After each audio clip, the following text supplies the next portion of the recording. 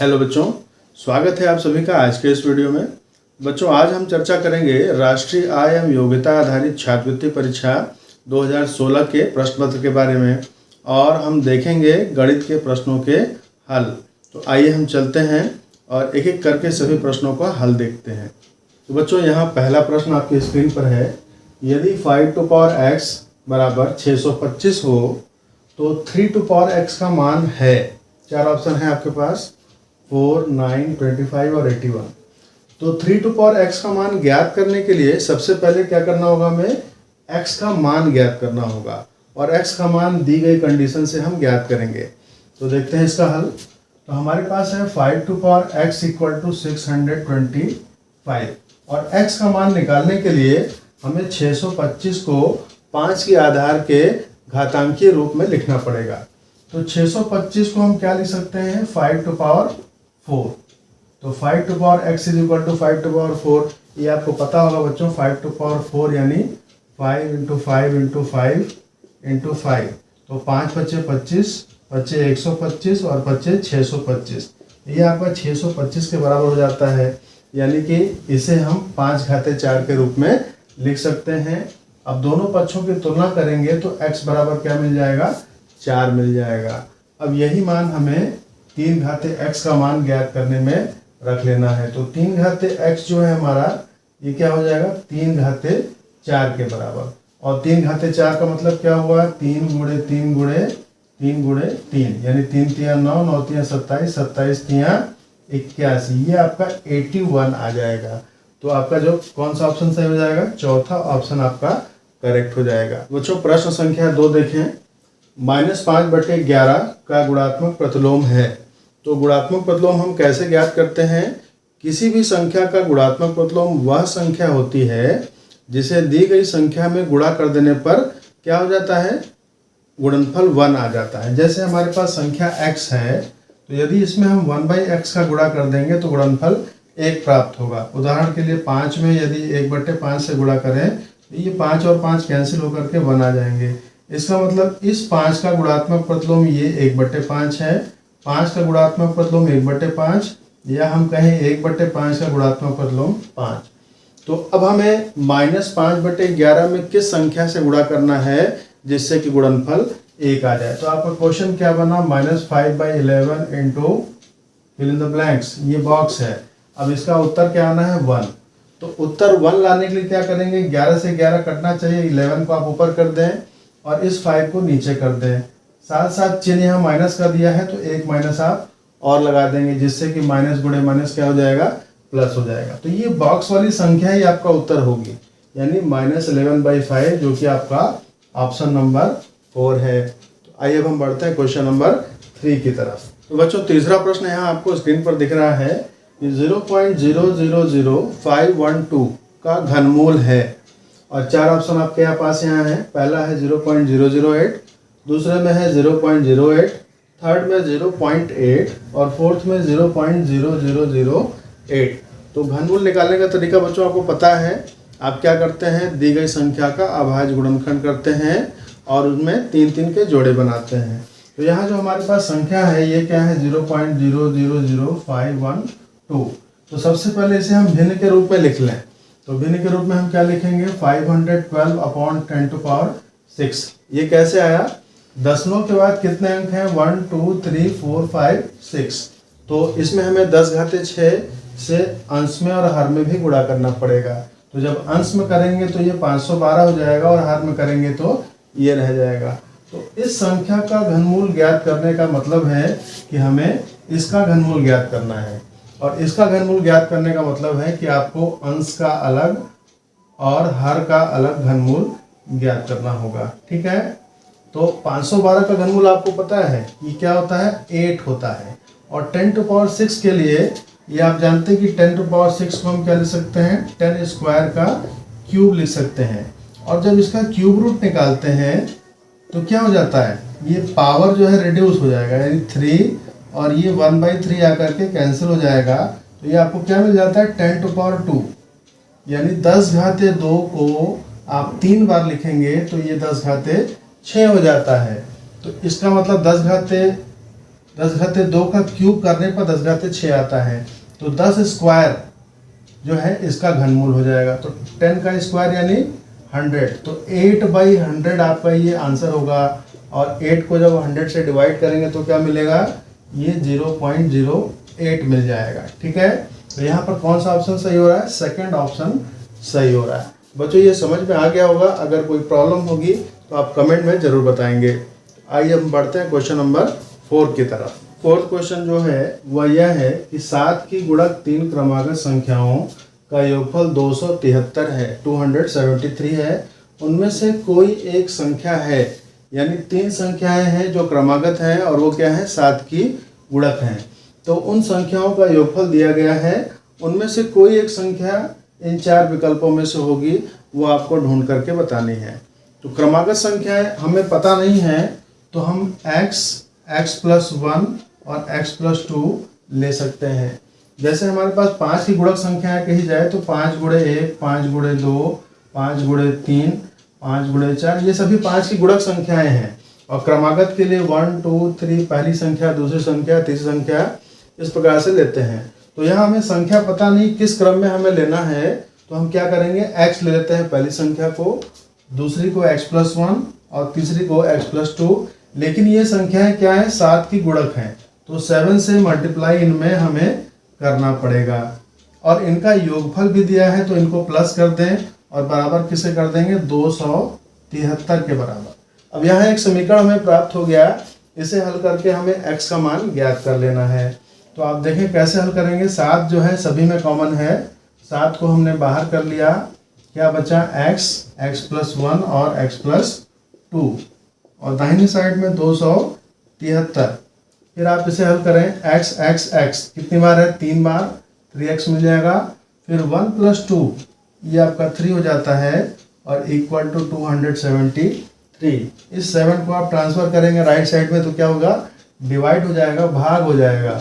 तो 3x+3 बराबर 273/7। 7 से आप भाग कर दीजिए, 7 × 21, 6 बचेगा, 6 और 3 63, 7 9 63, यानी 3x+3 कितना आ गया, 39। तो 3x मिलेगा आपको 39 - 3 यानी कि 36। तो x क्या हो जाएगा, 36/3, ये 12 आ गया आपका। x की वैल्यू क्या मिल गई, 12। तो पहली संख्या आपकी क्या है, 7 × x यानी 7 × 12, 12 सते 84। दूसरी है 7 × x+1 यानी 7 × 12 + 1 13, इसके बाद तीसरी संख्या है x+2, 7 × x+2 यानी 7 × 14, कितना हो जाएगा। यहाँ पर आप देख रहे हैं कि 84, 91, 98 में से कौन सा इसमें ऑप्शन सही आ रहा है। एक संख्या यहाँ गई जो कि 98 है, तो सेकंड ऑप्शन आपका सही है 98, क्योंकि यही 98 जो है इनमें मिल रहा है। तो बच्चों 5वां प्रश्न जो पेपर का है वह है 24 अंश का अंतर रखने वाले कोटि पूरक कोण हैं। तो पहले तो कोटि पूरक कोण क्या होते हैं ये आप जान लें कि कोटि पूरक कोण ऐसे कोण युग्म होते हैं, यानी 2 कोणों का ऐसा समूह जिन्हें आप आपस में जोड़ दें तो वह एक सम कोण की रचना कर दें, यानी कि 90 अंश का कोण बना दें। तो कोई भी ऐसे 2 कोण जिनको जोड़ने पे 90 अंश आ जाए वो क्या होंगे, कोटि पूरक कोण होंगे। लेकिन यहाँ कंडीशन क्या दी गई है कि उनमें 24 अंश का अंतर होना चाहिए। तो हम यहाँ माइनस करके देख लेते हैं क्या इसमें 24 का अंतर है। तो 7 - 3 4, 5 - 3 2, 24 का अंतर यहाँ आ जा रहा है, ठीक है।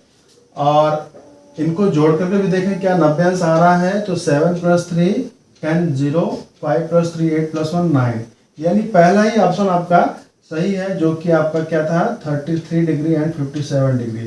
तो फर्स्ट ऑप्शन में आपको आंसर मिल गया, आगे जाने की जरूरत नहीं है। तो बच्चों छठा प्रश्न जो है पेपर का वह है कि 3 - 9 को किस संख्या से गुणा किया जाए कि गुणनफल 3 हो जाए। 4 ऑप्शन है आपके पास, 3 to power 9, 3 to power -9, 3 and 3 to power 10। तो 3 to power -9 को गुणा करना है तो क्वेश्चन आपका ये बन रहा है 3 to power -9 इंटू, यहाँ क्वेश्चन मार्क है आपका और आंसर क्या आना है 3। बच्चों आप जानते हैं कि समान आधार पर जब हम गुणा करते हैं तो समान आधार वाली संख्याओं में घातों का क्या हो जाता है, योगफल हो जाता है। तो यहाँ पर ऐसी संख्या आएगी जिसका आधार 3 होगा और घात क्या होना चाहिए, जब योग करेंगे इससे एक बड़ी घात होगी तभी कैंसिल होकर के 3 मिलेगा, यानी कि 3 टू पावर 10 लेंगे तो 3 टू पावर -9 + 10 क्या मिलेगा, 3 टू पावर 1 यानी कि 3। तो ये 3 हमें कब मिलेगा, जब यहाँ पर 3 टू पावर 10 हमें लेना है। तो ऑप्शन कौन सा करेक्ट हो जाएगा, थर्ड वाला। और ये किस नियम से होता है, a to power m into a to power n equal to a to power m plus n। ये आपने पढ़ा होगा घातांकों के नियम में कि जब आधार समान होते हैं तो गुणा करते समय घातांकों को हम जोड़ देते हैं। तो इस नियम की सहायता से हमें क्या मिल गया, आंसर इसका 3 टू पावर 10। चलिए बढ़ते हैं क्वेश्चन नंबर 7 की ओर।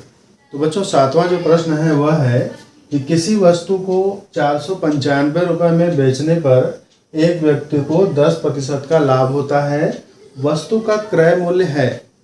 तो यहाँ पर बच्चों 495 दिया गया है, 495 रुपये में बेचा गया, यानी सेलिंग प्राइस जो है इसका कितना हो गया, 495 रुपये। और प्रॉफिट परसेंट इसका दिया गया है 10%। और क्रय मूल्य CP आपको ज्ञात करना है, CP पता नहीं है वो आपको ज्ञात करना है। तो यहाँ एक फार्मूला आपके पास होता है, CP = SP × 100/100 plus profit percent.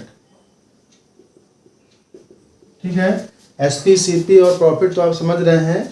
CP का मतलब है क्रय मूल्य, SP का मतलब है विक्रय मूल्य और P% यानी प्रॉफिट परसेंट, लाभ का प्रतिशत, जो कि आपको प्रश्न में दिया गया है।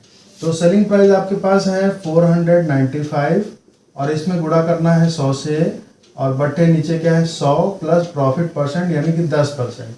तो 100 + 10 यहाँ क्या हो जाएगा 110। 495 × 100/110। तो 10 कैंसिल विथ 10 हो जाएगा। अब आप क्या करेंगे, 11 से डिवाइड करेंगे। 11 4 जा 44, 5 बचेगा, एक और 5 तो 55, 11 5 जा 55। तो यहाँ आपको मिला 45 × 10, 45 × 10 कितना होता है 450 रुपये। तो 450 जो है इसका कॉस्ट प्राइस क्रय मूल्य हो जाएगा, जो कि पहला ही ऑप्शन है आपका। इस तरीके से आपका 7वां प्रश्न का सॉल्यूशन हुआ। तो बच्चों 8वां प्रश्न हमारे यहाँ बोर्ड पर है। यदि 4.5 मीटर लंबी एक समान छड़ का वजन 17.1 kg है तो ऐसी ही 12 मीटर लंबी छड़ का वजन है। तो यहाँ आपको 4.5 मीटर 4.5 मीटर लंबी छड़ का वजन दिया गया है और 12 मीटर लंबी छड़ का वजन पूछा गया है। बच्चों यह प्रश्न जो है एक नियम का है, यानी पहले आपको क्या करना है, 1 मीटर लंबी छड़ का वजन आप ज्ञात करेंगे, कितना हो जाएगा 17.1 डिवाइड बाई 4.5। आइए देखते हैं। तो 4.5 मीटर लंबी छड़ का वजन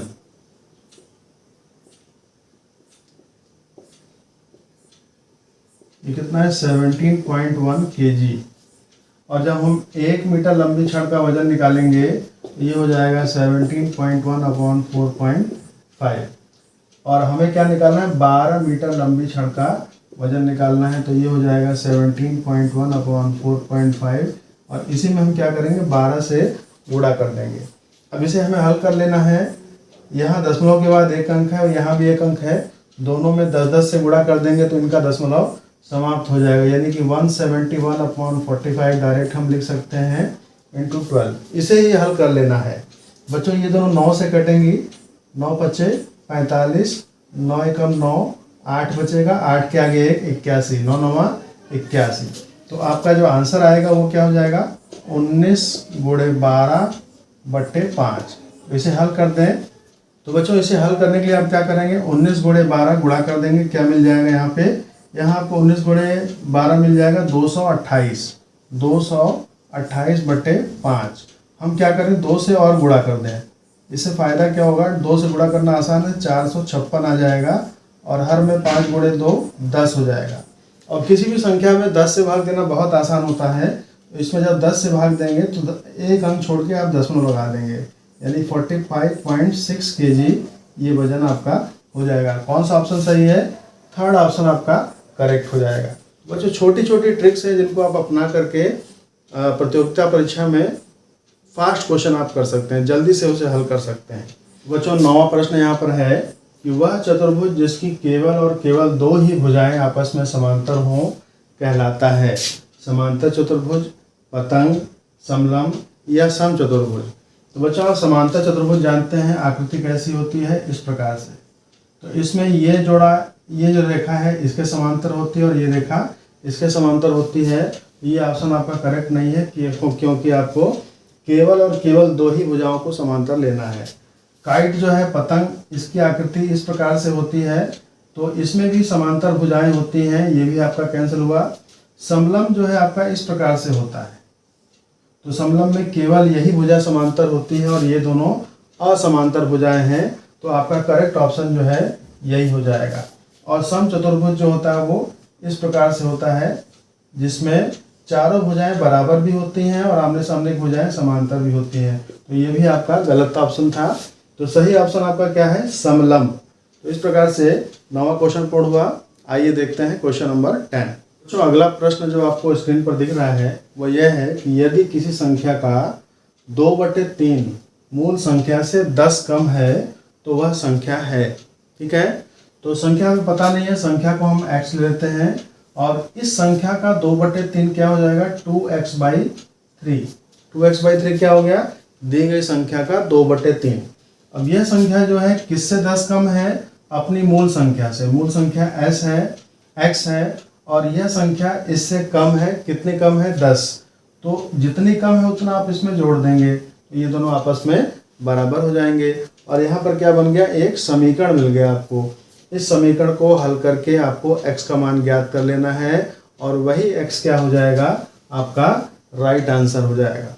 तो इसे हल करते हैं। 2x/3 को हम इधर सब्ट्रैक्ट कर देंगे, तो x - 2x/3 इक्वल टू क्या मिला, 10। इन्हें हल करें तो 3x - 2x/3 इक्वल टू 10, तो x/3 इक्वल टू 10। तो जब x/3 10 है तो x क्या होगा, 10 × 3 यानी कि 30। तो कौन सा ऑप्शन सही हुआ, फर्स्ट ऑप्शन सही हो गया। इसे आप चेक भी कर सकते हैं कि 30 का 2/3 कितना होता है, ये आपका आ जाएगा 20, और 20 में +10 कर देते तो कितना आ जाता, 30। तो 20 जो है 30 से कितना कम है, 10 कम है। इसका मतलब आपका राइट आंसर क्या था, 30। तो आइए देखते हैं नेक्स्ट क्वेश्चन। बच्चों अगला प्रश्न जो है वह है 1 सही 3/5 का व्युत्क्रम है। तो व्युत्क्रम में हम क्या करते हैं, दी गई संख्या का उल्टा कर देते हैं, यानी अंश वाली संख्या को हर में और हर वाली संख्या को अंश में। तो सबसे पहले हमें क्या करना है, इस मिश्र भिन्न को साधारण भिन्न में बदलना पड़ेगा। बदलने के लिए क्या करेंगे, 5 का गुणा 1 में और जो आएगा उसमें 3 जोड़ेंगे, तो 5 एकम 5 और 3 8, 8/5 ये हमारी संख्या है। अब इसका व्युत्क्रम हो जाएगा कितना, इसका व्युत्क्रम हो जाएगा 5/8। 5 ऊपर हो जाएगा और 8 नीचे हो जाएगा, तो 5/8 आपका लास्ट ऑप्शन करेक्ट है। तो बच्चों यहाँ जो अगला प्रश्न है वह है 0.47 × 5.3 × 0.06 का गुणनफल है। तो बच्चों यहाँ आप देख रहे हैं जो विकल्प दिए गए हैं उनमें सेम संख्याएं सब में दी गई हैं, केवल दशमलव का स्थान परिवर्तित है। तो आपको गुणा करके नहीं देखना है, केवल दशमलव का स्थान चेक करना है कि वो सही स्थान पर लगा है या नहीं। तो आप यहाँ देखेंगे प्रश्न में दशमलव के बाद यहाँ 2 अंक हैं, यहाँ 1 अंक और यहाँ 2 अंक, तो कुल कितने हो गए, 2 और 1 3, 3 और 2 5 अंक। तो जो भी उत्तर आएगा, गुणनफल जो भी आएगा उसमें दाहिने से 5 अंक छोड़ करके ही दशमलव लगेगा, जो कि आपका सेकंड ऑप्शन में दिख रहा है 1 2 3 4 5। 5 अंक के बाद दशमलव यहाँ लगाया गया है, तो ये ही विकल्प आपका सही होगा, बाकी सारे विकल्प गलत हैं। तो यहाँ आपका सेकंड ऑप्शन क्या हो गया, करेक्ट। तो बच्चों अगला प्रश्न जो यहाँ पर है वह है कि 2.06 में क्या जोड़ा जाए कि योगफल 3.1 हो जाए। तो योगफल 3.1 होने के लिए इसमें हमें क्या जोड़ना है, तो हम क्या करेंगे, 3.1 में से 2.06 को माइनस करेंगे। जैसे क्वेश्चन हमारे पास होता है कि 5 में क्या जोड़ें कि आंसर 8 हो जाए, क्या प्लस करें। तो हम क्या करते हैं, ये संख्या ज्ञात करने के लिए 8 में से 5 को माइनस करेंगे। तो वही काम हमें यहाँ भी करना है, और यहाँ पॉइंट के बाद दूसरा अंक अपने से आप बना लीजिए 0 और सब्ट्रैक्ट कर दीजिए। फिर आप जैसे करते हैं वैसे कर लीजिए। 10 - 6 4 और 3 - 2 1, 1.04, यानी कि आपका ऑप्शन नंबर 3 करेक्ट होगा। तो बच्चों अगला प्रश्न हमारे पास है, यदि किसी वर्ग का प्रत्येक विकर्ण 14 सेंटीमीटर हो तो उसका क्षेत्रफल है। तो बच्चों वर्ग कैसा होता है, जिसकी चारों भुजाएं बराबर होती हैं और प्रत्येक कोण क्या होता है 90 अंश का। और विकर्ण क्या होता है, एक शीर्ष से विपरीत शीर्ष को मिलाने वाली भुजा को आप विकर्ण कहते हैं। ठीक है, तो ये दो विकर्ण होते हैं, दोनों बराबर हैं। यदि हमें एक ही विकर्ण की जरूरत है तो हम एक ही विकर्ण को बनाते हैं। तो ये इसका विकर्ण है, मान लेते हैं इसकी भुजा x है, तो सभी भुजाएं x हो जाएंगी, x सेंटीमीटर, और यह विकर्ण की लंबाई कितनी है 14 सेंटीमीटर। तो हमारे पास यहाँ एक त्रिभुज प्राप्त हो रहा है जिसे हम ABC नाम दे सकते हैं, और ये त्रिभुज कैसा होगा, समकोण त्रिभुज होगा। तो समकोण त्रिभुज में आप पाइथागोरस प्रमेय का प्रयोग कर सकते हैं कि आधार की भुजा का वर्ग प्लस लंब की भुजा का वर्ग बराबर कर्ण की भुजा का वर्ग। तो यहाँ आपको x² + x² = 14 स्क्वायर मिल जाएगा। आधार का वर्ग प्लस लंब का वर्ग बराबर कर्ण का वर्ग। अब इन्हें आपको हल करना है, तो x² + x² कितना होता है 2x² बराबर 14 का स्क्वायर। तो x² कितना हो जाएगा, 14 का स्क्वायर आप इस प्रकार से लिख सकते हैं और बटे में 2 हो जाएगा। 2 से 14 को काट दीजिए 7 बार में, 14 × 7 = 98। तो 98 क्या हो गया, x का स्क्वायर। और वर्ग का जो हम क्षेत्रफल निकालते हैं, क्षेत्रफल का सूत्र हमारे पास क्या होता है, भुजा का वर्ग। यानी अगर हमारे पास भुजा की लंबाई x सेंटीमीटर है तो भुजा का वर्ग कितना होगा, x का स्क्वायर। तो यही x² क्या है, इस वर्ग का क्षेत्रफल, जिसका मान हमें प्राप्त हुआ है 98 वर्ग सेंटीमीटर। ठीक है, तो 98 वर्ग सेंटीमीटर ही इसका करेक्ट आंसर है, जो कि आपका ऑप्शन नंबर 3 में दिया गया है। तो बच्चों अगला प्रश्न हमारे पास जो है वह है, एक फल विक्रेता के पास कुछ सेब हैं। उन फलों के 40% भाग को बेचने के बाद उसके पास 420 सेब बच जाते हैं, तो उसके पास कुल कितने सेब थे। 4 ऑप्शन आपको दिए गए हैं। बच्चों यहाँ आपको ज्ञात क्या करना है कि कितने सेब थे। तो हमने मान लिया कि उसके पास कितने सेब थे, x सेब थे, और x का कितना प्रतिशत उसने बेच दिया, 40%। तो बचा भाग जो होगा वो क्या होगा, 100 - 40%, यानी कि 60% बचा हुआ है।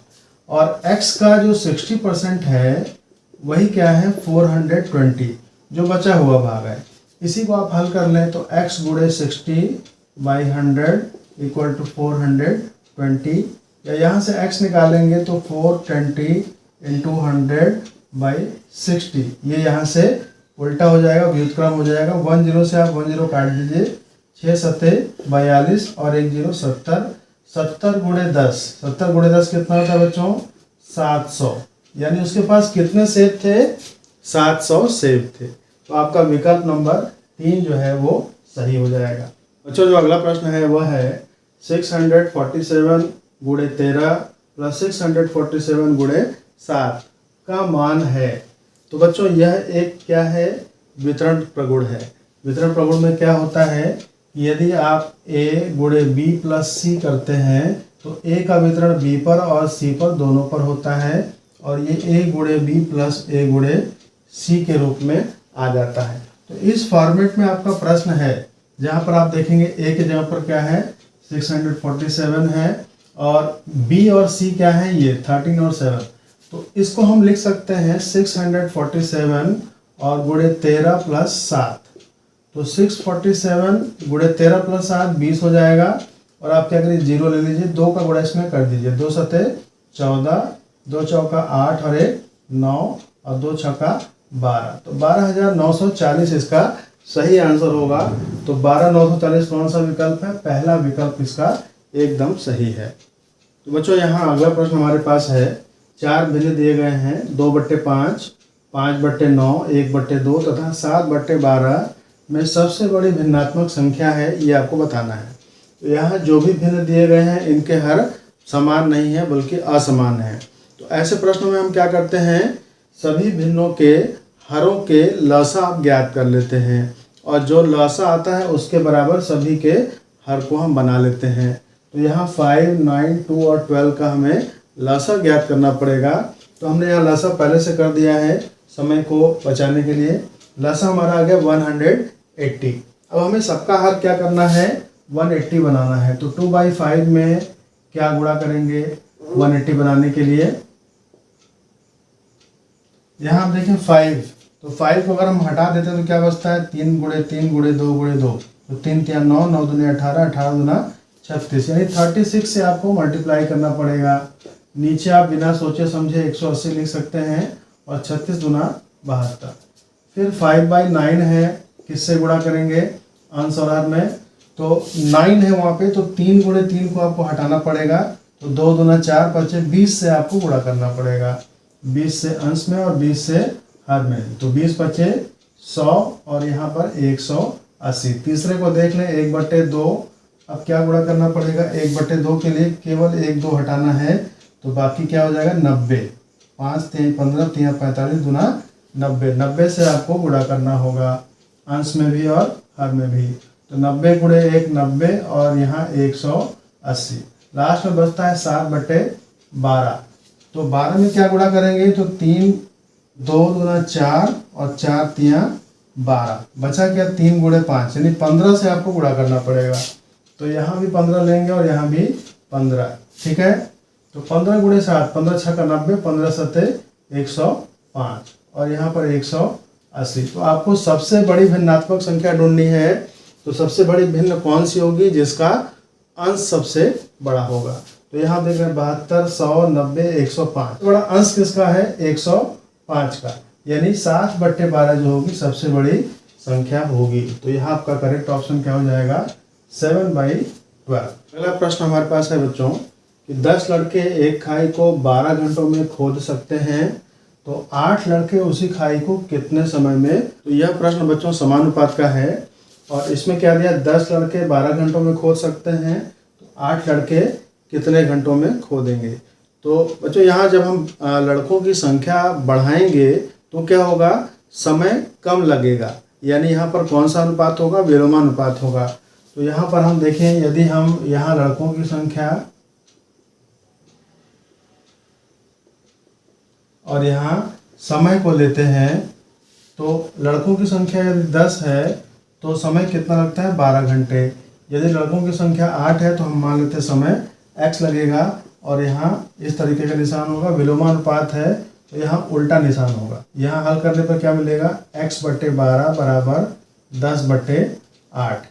इसे आप क्या करेंगे, तिर्यक गुणा से हल कर लेंगे। x बराबर 10/8 गुणे 12, तो 4 दूना 8 और 4 3 12, 30/2, यानी कि 15 घंटे से लगेंगे। तो 15 घंटे कौन सा ऑप्शन है आपका, ये आपका सेकंड ऑप्शन है जो कि करेक्ट है, 15 घंटे। बच्चों अगला प्रश्न जो हमारे पास है वह है, यदि 9x x 49 समानुपात में है तो x का मान है, 4 ऑप्शन है 9 7 3 21। तो समानुपात में हम क्या करते हैं बच्चों, x अनुपाते x समानुपाते x अनुपाते 49, ये समानुपात होता है। तो समानुपात का नियम क्या है कि बाह्य पदों का गुणनफल मध्य पदों के गुणनफल के बराबर होता है, यानी आपको x गुणे x बराबर क्या मिल गया, 9 × 49। तो x² बराबर 9 × 49, तो x क्या हो जाएगा बच्चों, 9 × 49 का वर्गमूल। तो 9 का वर्गमूल 3 होता है और 49 का 7, 3 × 7 21। तो इस तरीके से इसका आंसर क्या आ जाएगा, x का मान क्या होगा 21। तो आपका विकल्प नंबर 4 जो है सही हो जाएगा। बच्चों इस प्रश्न पत्र का जो आखिरी प्रश्न है वह है, इनमें से कौन सा कथन सत्य है। जो सत्य कथन है उस पर आप सही का निशान लगाएंगे। तो यहाँ दिया गया -11 ग्रेटर देन -8, -11 बड़ा है -8 से, -11 छोटा है -8 से, -11 और -8 की तुलना नहीं हो सकती और -11 और -8 का योग -3 है। तो बड़ा छोटा हम कैसे चेक करते हैं बच्चों, संख्या रेखा पर जो भी संख्या बाईं ओर आती है, जैसे -1 -2 -3 -4 -5 -6, -7, -8, -9, -10 और -11। तो यहाँ हम देखते हैं कि जो भी संख्या बाईं ओर आती है वह छोटी होती है और जो दाईं ओर आती है वो बड़ी होती है। जैसे आप यहाँ पे 1, 2, 3 लिख रहे हैं तो 3 जो है 0 से बड़ा है, 3 2 से भी बड़ा है, 3 1 से भी बड़ा है, -1 से बड़ा है, -1 -2 से बड़ा है। इस प्रकार जब हम -8 और -11 की तुलना करेंगे तो -8 दाईं ओर है और है बाईं ओर है। -8 जो है इससे बड़ी हो जाएगी, तो -8 बड़ी है -11 से, यानी कि दूसरा विकल्प सही है और बाकी विकल्प गलत है, क्योंकि -8 और -11 की तुलना हो सकती है और यहाँ दिया है नहीं हो सकती। -11 और -8 का योग -3 है, तो ये भी नहीं है, क्योंकि इनका योग क्या होगा, -19 हो जाएगा और ये तो बिल्कुल गलत है। तो इस तरीके से इसका सेकंड ऑप्शन सही हुआ कि -8 जो है -11 से बड़ा है। तो बच्चों, आपने राष्ट्रीय आय एवं योग्यता आधारित छात्रवृत्ति परीक्षा 2016 के प्रश्न पत्र में से गणित के प्रश्नों के संपूर्ण हल देखे। तो उम्मीद है बच्चों, इन विधियों का प्रयोग करके आपको परीक्षा में बहुत ही हेल्प मिलेगी, बहुत सहायता मिलेगी। तो आप इनका अभ्यास जरूर करें। धन्यवाद।